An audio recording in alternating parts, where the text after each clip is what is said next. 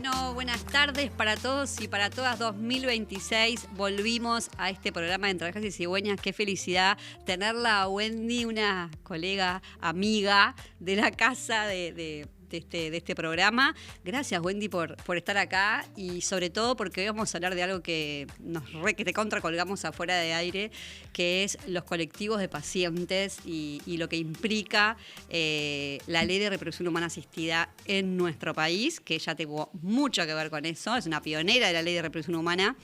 Así que ya quiero que te presentes, Wendy. Gracias. Bueno, gracias a vos, Belu, por invitarme. Me encanta acompañarte, lo sabés. Y bueno, y poner siempre que puedo un granito de arena para ayudar y para que sume, siempre está bueno y siempre me voy a aprender y siempre voy a estar. Bueno, pionera, sí, qué lindo eso, porque estamos hablando de hace casi 14, 15 años atrás, cuando empezamos. Bueno, yo soy Wendy, feliz mamá de Delfina y Teo. Productos de reproducción asistida. Teo fue embrión congelado y ahora tiene 9 años. Y bueno, mi camino arranca hace ya muchos años. Empecé en nuestro país en esa época, cuando yo empecé con los problemas de no quedar embarazada, no había ley en nuestro país. Todo se hacía en forma privada y bueno, los costos eran bastante elevados y siempre fue caro el tema de la reproducción, lo sabes. Y bueno, cuando yo comienzo, que se empieza a diagnosticar los primeros problemas, solamente necesitaba baja complejidad, que si bien era un importe económico significativo, no era inaccesible. Después pasé varias etapas, llegué a hacerme 10 inseminaciones sin éxito ninguna. Una locura, ¿no? Digo, mucho. Pensándolo para hoy por hoy, hablar de 10 inseminaciones artificiales es un montón. Es mucho. Muchísimo. Mucho en todos los sentidos. Vos más que nadie, el tema emocional, la montaña rusa que uno vive mes a mes, el juntar las fuerzas para comenzar un nuevo tratamiento después de que estás destruida porque el que hiciste no funcionó, la parte económica que invertiste, gastaste en medicación, le pusiste el cuerpo a todos los inyectables, le pusiste el cuerpo a todas las ecografías, o sea, vos más que nadie sabés lo que es. Pensemos que hoy, después de 3 inseminaciones artificiales donde no logramos el embarazo, ya pasamos a alta complejidad, ¿no? Ya el médico o médica sugiere un procedimiento de alta complejidad, o sea que hacer 10 en ese momento... Sí, era una locura. Era una locura y, como dijimos recién, era un gran negocio.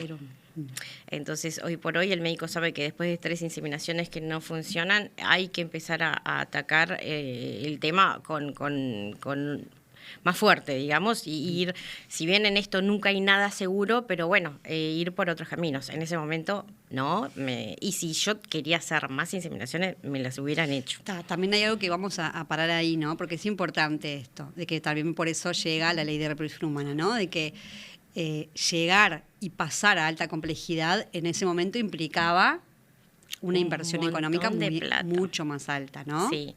En esa época, mira, estamos hablando de que para mí una inseminación mes a mes eran $800 y 500, 600 según, y después pasar a lo que era, te digo según, volviendo atrás con este tema, porque yo a veces no llegaba a hacer la transferencia, la inseminación propiamente dicha, o sea, porque no llegaba a ovular yo tenía una trompa sola, la otra la tenía obstruida, entonces por la trompa libre, digamos, no llegaba a tener los óvulos, los folículos viables como para hacer la inseminación, entonces nunca llegaba a terminar el ciclo completo de lo que es la inseminación. Por eso a veces pagaba menos y los meses que sí lograba hacer todo el ciclo pagaba un poco más, pero eran negativos siempre. Bueno, después de ese año y pico con todo eso, dije, no puedo más. Emocionalmente estaba destruida. Económicamente tampoco ya no podía más costearlo y bueno, hice un parate de unos cuantos meses, no digo un año, pero bastante. Y un día dije, bueno, tengo que volver a esto porque es mi sueño, porque es lo que quiero ser madre. Ya tenía 30 y pico de años, sabía que el tema del reloj biológico me estaba ahí medio que pisando los talones y dije, bueno, Arrancamos. Cambié de médico. Me descubren otra patología que era una hiperinsulinemia. Supuestamente con una medicación no iba a necesitar nada más que esa medicación. Y yo no lo podía creer, porque después de haber gastado tanta plata, haberme inyectado, que venga un médico y me diga, no, mira, con una diaformina por día, en 3 meses tenés que estar embarazada naturalmente. Dije, no, me muero. Bueno, fue así, quedé embarazada naturalmente 3 meses después, con la mala suerte de que ese embarazo fue ectópico, alojado en la única trompa buena que tenía. Fue un embarazo que se avanzó hasta casi las 6 semanas, o sea que era un embrión divino. El pobrecito se agarró de cualquier lado y ahí creció, pero bueno, era inviable. Y bueno, tuve un embarazo ectópico con pérdida de trompa, con extracción de la trompa, con una operación casi cesárea, traumática completamente, como todo este tema. Y mi panorama cambió radicalmente de necesitar $800, $500 a necesitar 12.000. Imposible. Llegué a casa con los puntos todavía puestos y dije, a mí nadie me va a decir que no voy a ser madre porque no tengo la plata. Expliquemos por qué, porque parece que a veces queda como por sentado, pero bueno, al no tener trompas, al ya no tener ninguna de las 2 trompas, la posibilidad del embarazo espontáneo ya no era posible, así que la única alternativa era la FIV. Y yo quiero ir para atrás un segundito. Porque vos venís y decís, hice 10 inseminaciones, cambié de médico y quedé embarazada en 3 meses con la diaformina. Qué importante, nosotros que somos expacientes y que atravesamos estos procesos, qué importante estar en el camino correcto.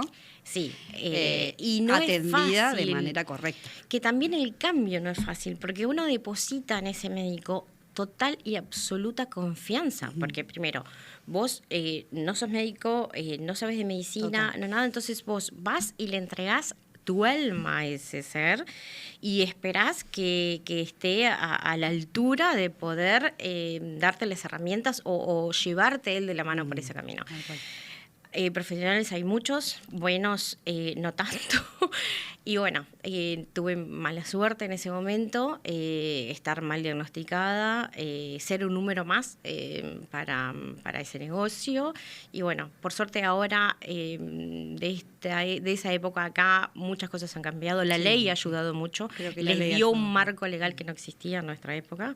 Las clínicas privadas hacían lo que les parecía, lo que querían, lo que les convenía. O sea, hay todo un mundo ahí que por suerte ya quedó atrás con la ley que más o menos vino a organizar un poco todo y a dar un marco un poco más legal, unos protocolos, y ya es distinto en aquella época. Yo creo que siempre hubo buenos profesionales o profesionales más empáticos y éticos y otros no tanto, que creo que no es solo de la reproducción humana asistida, esto es en todas las áreas, pero creo que lo que no había es información. No había información, entonces uno caía en un lugar y era ese lugar porque no había otra posibilidad donde ir.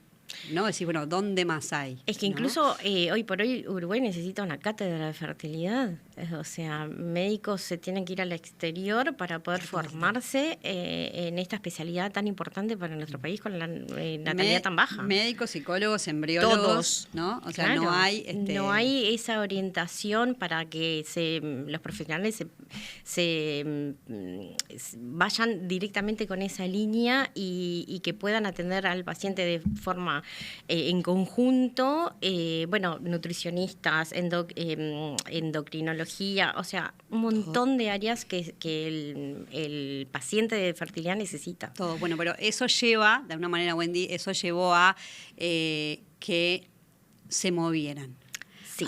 A un movimiento de pacientes que decían, bueno, esto no puede ser así, esto tiene que cambiar, somos muchas las que estamos atravesando este proceso de reproducción, que queremos ser madres y no estamos pudiendo por cuestiones económicas y porque no había un marco legal para esto. Entonces, ¿qué pasa ahí? Ahí, bueno, cuando yo me enfrento a esa situación que era o tenés la plata o no podés, dije, bueno, esto no me puede estar pasando solo a mí, tiene que haber más gente. Yo no tenía mucha idea de lo que estaba, o sea, de Uruguay, pero sí me estaba informando mucho de lo que era la ley en España, me metía mucho a foros españoles y empecé a ver mucho el movimiento de Argentina, los colectivos de Buenos Aires y todo eso. Entonces como que dije, tenemos que hacer lo mismo acá. Ujú. Sin conocer a nadie, sin conocer a ningún político, sin conocer a otra pareja que estuviera viviendo lo mismo que yo, nadie. Ya te digo, con los puntos puestos en casa agarré una computadora y dije, bueno, empiezo. Y empecé a mandar mails al Parlamento. Empecé a conseguir correos de políticos en el Parlamento y bueno, ya uno me contestó, me recibió en el Palacio, en el anexo, y fui ahí solita. Dije, bueno, mira, nos está pasando esto, queremos ser padres y es esta la realidad y no puede ser que Uruguay no tenga una ley. En Argentina se está votando y va a salir ahora nomás y Uruguay necesita una ley. Éramos ahí 2 almas y volvimos a casa muy esperanzados porque el político nos dio como, bueno, sí, está bien, es por acá, tienen que juntarse, me dio un teléfono de otra pareja que también estaba en la misma. Lourdes, querida, y Juan, fuimos los 4 gatos locos que iniciamos todo esto. Nos reunimos un día en mi casa sin conocernos y ese día nació el grupo Ser Padre es un Derecho. En ese momento la red social más usada era Facebook. Bueno, por ahí arrancamos y cuando quisimos acordar organizamos una jornada de juntar firmas para luego presentar en el Ministerio de Salud Pública o en el Parlamento donde fuera necesario.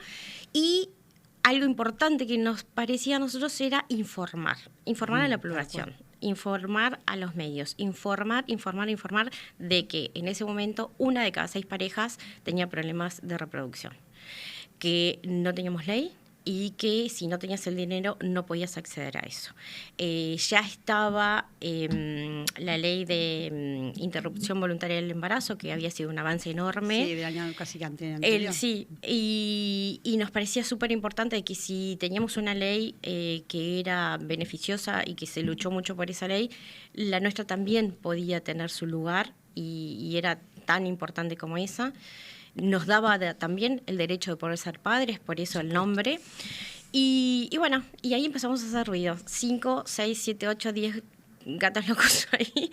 Empezamos a ir a golpear puertas a los medios. Muchos medios nos abrieron las puertas, por suerte. Y bueno, ahí empezamos a hacer jornadas, entregando los volantes, juntando firmas, yendo a hacer mucho lobby al Parlamento, porque era quienes nos tenían que escuchar para poder hacer algo.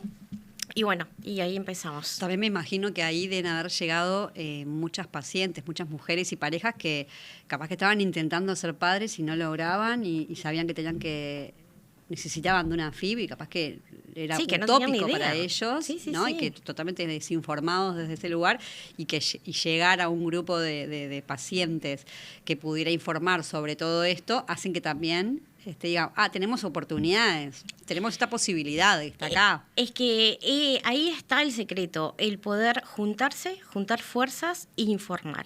Cuando vos informás, a alguien que lo necesita le va a llegar. O porque tu suegra lo escuchó en una radio, o porque mi hermana justo prendió la tele, es la clave. Y obviamente la lucha en la historia, sin lucha no se ha logrado nada. Si no te juntás con alguien que esté afín o sienta esa necesidad o tenga las ganas, no se logran las cosas. Y también recordar de que siempre ha sido la sociedad civil la que ha logrado estas cosas. Sí, ¿no? obvio, siempre. Estos grandes cambios no surgen de los políticos. No, surge de la sociedad civil organizada.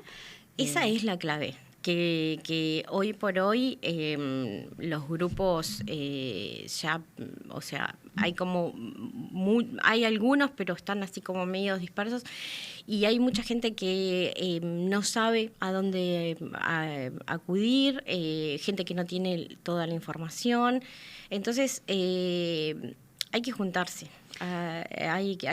Esta ley, si bien nos ha servido mucho, yo tuve la suerte de no necesitarla, no usarla, mejor dicho, porque en paralelo a lo que era la lucha de la ley, yo encontré otro médico con el cual fue mucho más accesible y pude hacer un tratamiento en forma privada mientras luchaba por la ley, hacía las 2 luchas en paralelo, lo personal y la ley. La ley siempre fue para mí como un hijo más.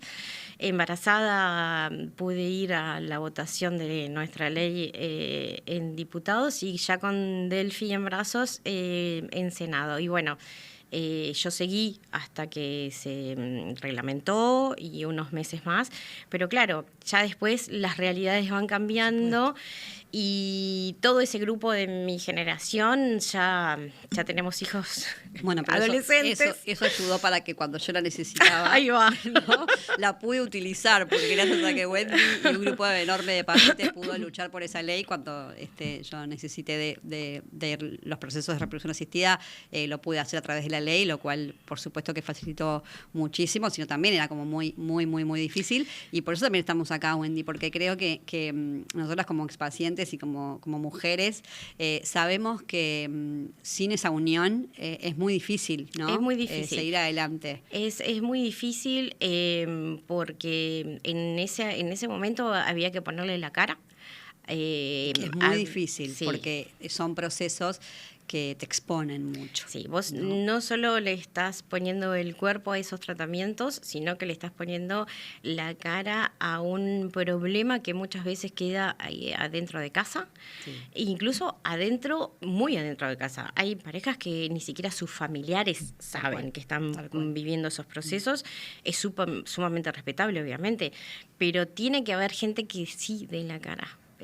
Por los demás, por el amigo, por el hermano, por el primo, por lo que sea, porque si no se sale a dar la cara, a pedir, a golpear puertas, a informar, no salen las cosas. Y lo hemos visto, ¿no? Porque cuando el año pasado y el anterior hubieron mujeres de la televisión, como digo yo, claro. ¿no? Que salieron a hablar del tema y que salieron a decir, bueno, yo fui madre gracias a un proceso de reproducción que hice con tal médica. Y hoy tengo a tal. Son muchas las mujeres que han salido a hablar de ovodonación, ¿no? De los procesos de reproducción, de inseminación, de FIV. Esto ha informado mucho más, ha acercado mucho más, pero aún falta porque parecería que es un tema muy tabú, más allá que han pasado ya 12 años de la ley, y que hoy somos muchas más mujeres y parejas de las que ustedes imaginan que estamos en procesos de reproducción o que hemos estado. Sin embargo, sigue siendo un tema muy tabú, ¿no? Y que da vergüenza. Es un tema muy difícil para que la gente lo hable libremente. No da vergüenza, hay miedos. Ya te digo, yo en ese momento el país entero se enteró que yo no podía ser madre. Totalmente. Y bueno, y no me dio vergüenza, no nada. Yo sabía que era el camino que tenía que recorrer para poder llegar a algo o por lo menos intentarlo, porque tampoco teníamos la seguridad de que esa ley saliera, de que esa ley primero se redactara, después se discutiera y después se votara y después saliera y después se reglamentara. O sea, fue un camino larguísimo también. Pero bueno, hoy tenemos ley. Hoy tenemos la ley. No es perfecta. No, totalmente perfectible. Y te diría que ya urgentemente perfectible, sí. ¿no? Necesitamos un copago cero inmediatamente. Voy a explicar brevemente, porque estamos asumiendo que todo el mundo conoce la Ley de Reproducción Humana Asistida. No es así. La Ley 19.167 es la Ley de Reproducción Humana Asistida, que habla de los procedimientos de baja complejidad, que es la inseminación artificial, y los de alta complejidad, que es la FIV. Pero el pequeño detalle que no mencionamos es que la ley tiene copagos, ¿no? Ya sea en una inseminación, como decía Wendy, que pueden ser copagos tal vez un poco más accesibles, pero en lo que es la FIV, en lo que es la alta complejidad, tiene copagos a veces inaccesibles, ¿no? Desde un 25, 50, 75%, 85%, dependiendo de los ingresos nominales de la mujer o de la pareja del año anterior, ¿no? Y quiero poner un ejemplo básico, ¿no? Una mujer o pareja que está en un proceso de reproducción asistida, que tiene un montón de gastos, porque bueno, para llegar al proceso de reproducción asistida se hizo 1 año y medio de exámenes, de procesos, de médicos, de idas, de venidas, de estudios, ¿no? De un montón de cosas. Recién ahí llega lo que es la reproducción humana asistida. Y el Fondo Nacional de Recursos nos dice que para acceder al copago, al tratamiento, si ganamos 80.000 pesos, tenemos que pagar 150 prácticamente. Sí. Es una locura. Sí. sí, sí. Es En su absolutamente. momento, nuestro sueño era, y lo que nosotros pedimos en aquel momento, era una ley gratuita, que Por era supuesto. lo que pasaba en España y lo que había pasado en Argentina. Totalmente. Que eran esos 3 intentos gratis. Y sin límites, porque nosotros tenemos 3 intentos en la vida. Claro. Argentina tiene 3 intentos por año. Sí, sí, sí, sí. Lo cual eso también hace que todo sea más limitado, porque es como, bueno, tengo estas 3 oportunidades, como cuando jugamos al Mario Bros, ¿viste? Y bueno, se van Tengo perdiendo 3 las vidas. Tengo 3 ¿no? Es vidas, un las montón. perdí, chau. Bueno, es Sí, muy sí, desafiante y por eso es muy angustiante, y lo económico es todo un proceso. Seguimos en esto, ¿no? Necesitamos un copago cero para las parejas que transitan los procesos de reproducción humana asistida. Hoy tienen copago cero solo aquellas mujeres y parejas que ganan menos de 60.000 pesos, 61 y algo creo que es el copago. Las que ganan entre 60 y 120 pagan casi 80.000 pesos, ¿no? ¿Cómo hago para ganar 60.000 pesos nominales y pagar 80? Es un montón. Sí. Y así sucesivamente, ¿no? Cuanto más ganás, por supuesto, más pagás, como Más pagás, siempre. sí, claro. Eso, Sí. y cada vez se hace más difícil. Y también lo que es muy y en importante. el segundo intento Exacto. es un castigo. No te quedaste en la primera, vas a un segundo y vas a pagar más. Es que creo que ahí es lo importante, ¿no? Porque si esto fuera solo un copago y con eso, bueno, tengo 3 intentos o los intentos que sean necesarios para poder tener mi hijo en casa, eso sería una cosa. Ahora, si cada vez que voy a intentarlo tengo un copago que es inaccesible, que tengo que pedir un préstamo para poder acceder a él, 5 préstamos en el año no puedo sacar. No, imposible. ¿No? Entonces, esto se hace muy pesado para las pacientes, realmente se hace muy pesado, y ya lo dijimos muchas veces, el 40% de las pacientes abandona por cuestiones económicas. No porque no pueda lograr el embarazo. Eso es muy importante. ¿no? Mi caso, tu caso. Es grave, claro. O sea, logramos el embarazo, pero pasamos por más de una FIP para tener a nuestras hijas en casa. Sí, obvio. Y imagínate la cantidad de gente que podría tener su hijo en casa y que no pudo, no por un tema biológico, digamos, sino solo por un tema económico. Voy a decir algo muy, esto es...